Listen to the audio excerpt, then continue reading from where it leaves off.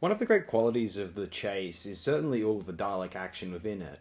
I mean, you get to see the props up close and interact with one another. A lot of great voice clips, snippets. It's beautiful stuff if you like your classic black and white Daleks. And we're also introduced to these interesting and fun alien race known as the Iridians. And we have the what are they called? The Maya beasts, these octopus creatures with eyeballs stuck to them. They're pretty cool as well. It's fun to see alien variety outside of the Daleks within this serial. And in episode 6, we'll see some pretty interesting robotic creatures to face up against the Daleks. Many probably know what I'm talking about. I really liked this second episode more than I anticipated I would. As I said, I had some memories of closer to mixed feelings on The Chase, although this was solid stuff. This was a classic, fun 23 minutes of Who.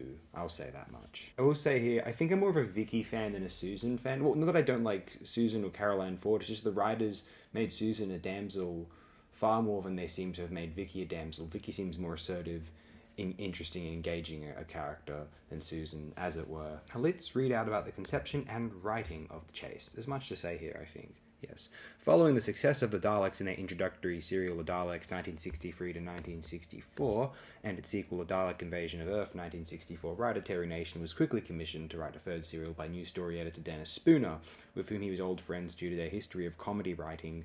Nation's original story pitch was scrapped for unknown reasons, and he was instead commissioned to write a 6-episode Dalek serial tentatively titled Doctor Who and the Daleks Free around mid-December 1964. Nation submitted a 5-page synopsis on the 10th of January 1965 to producer Verity Lambert, aware of the fact that it would be a more expensive production than typical. In Nation's synopsis, the story was known as Doctor Who, segment Dalek Free, The Pursuers. A few months later, it became The Chase. Nation wrote the scripts between writing episodes of The Saint, 1962 to 1969. Speaking of Roger Moore, we discussed the Man of the Golden Gun recently. That's a fun little novelty coincidence. In the first episode's script, Nation suggested that the footage of the Gettysburg Address could be borrowed from the 1962 film How the West Was Won. Nation's scripts required little editing from Spooner, though he was too busy to undertake rewrites regardless.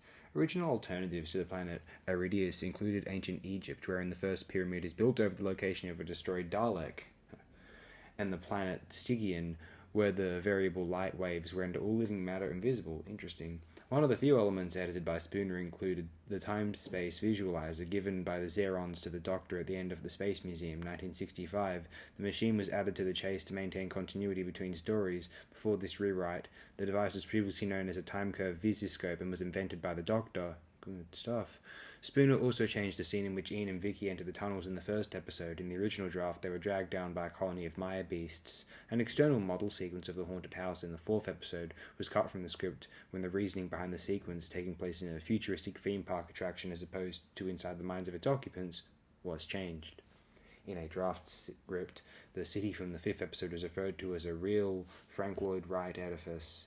A substantial part of the serial's budget was allocated to the construction of the mechanoids.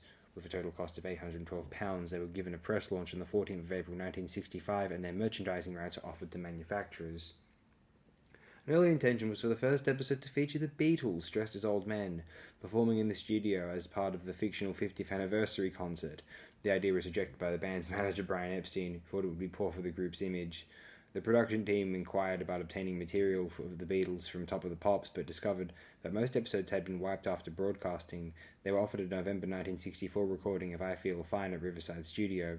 However, after the group performed their new song Ticket to Ride on Top of the Pops in April, Epstein consented to 1 minute of its usage on the show. This had the unintended effect of making the first episode of The Chase the only remaining source of any surviving Beatles footage from Top of the Pops, as much of the show was wiped. Blimey. I think I'll conclude our The Chase episode 2 retrospective here. Tune in next time if you'd like to hear about part 3 of The Chase here on AOD's Classic Doctor Who Retrospective.